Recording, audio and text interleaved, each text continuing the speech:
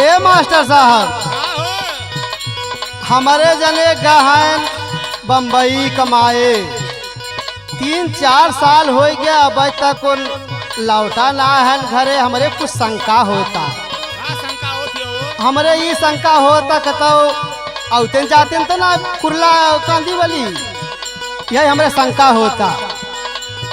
अब तो हमारे साजनवा के आवई के बा, अब तो हमारे साजनवा के आवई के बा, परदेसवा से उनके बोलावई के बा।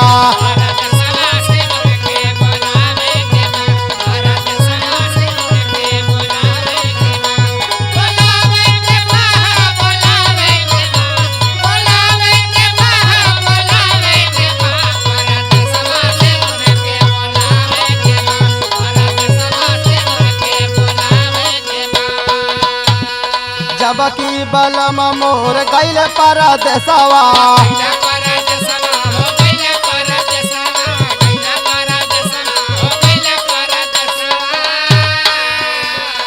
चिठियो ना दिहले ना भेजले संदेशवा।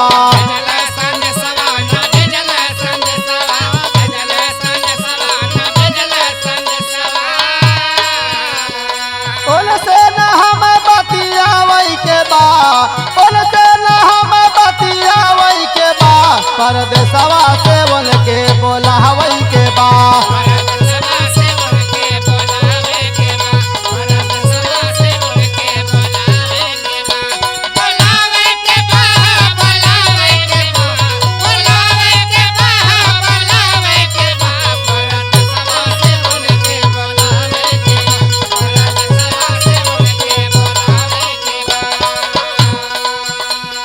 जबकि बलम मोर घरे नई है,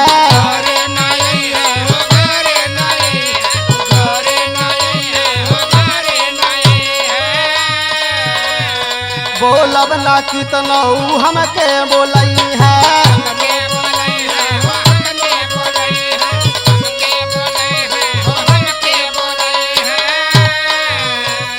उनके ना पजरे सटावई के बा, उनके ना पजरे सटावई के बा, परदेसवा से उनके बोलावई के बा।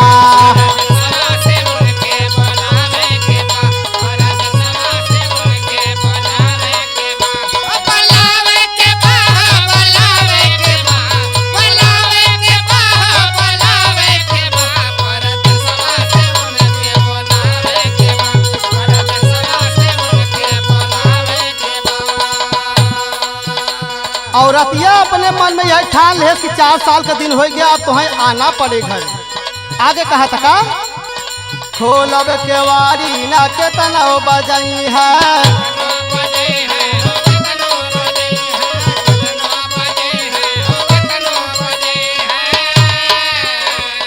केतना बोलई है भले चिल्लई है।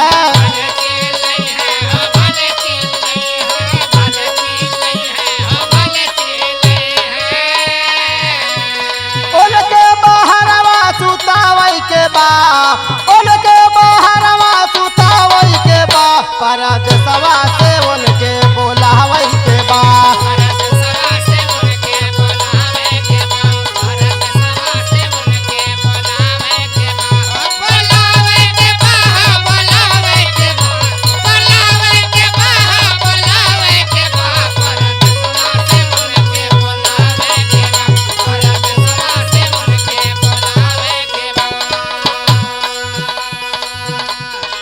जब घरे आ जाई है तो हम केवाड़ी बंद कर ले, कितना खटखटाई मटखटाई कितना बजाई है, हम खोलब उलब न।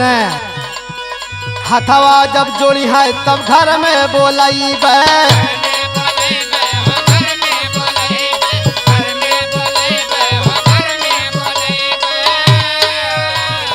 गोड़वा पकड़ी है तब से जिया सुतई बे।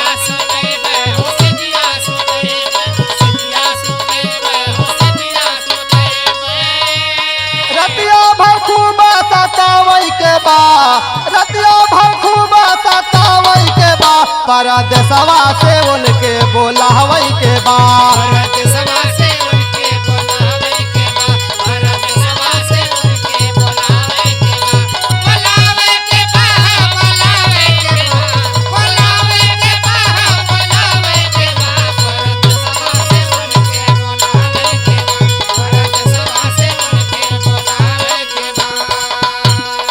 राम पति कभी कहीं बतिया के माना।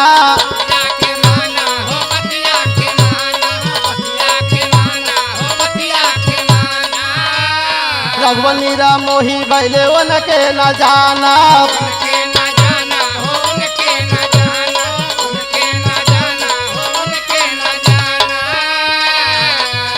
लक्ष्मण के खूब भरा मावई के बा, लक्ष्मण के खूब भरा मावई के बा, परदेसवा से उनके बोलावई के बा।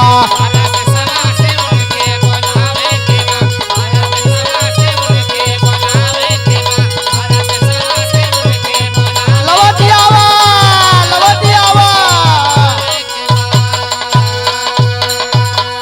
बस करब जिन कमा। हाँ ये बो करिए तो खूब लथी ये बो करिए तो के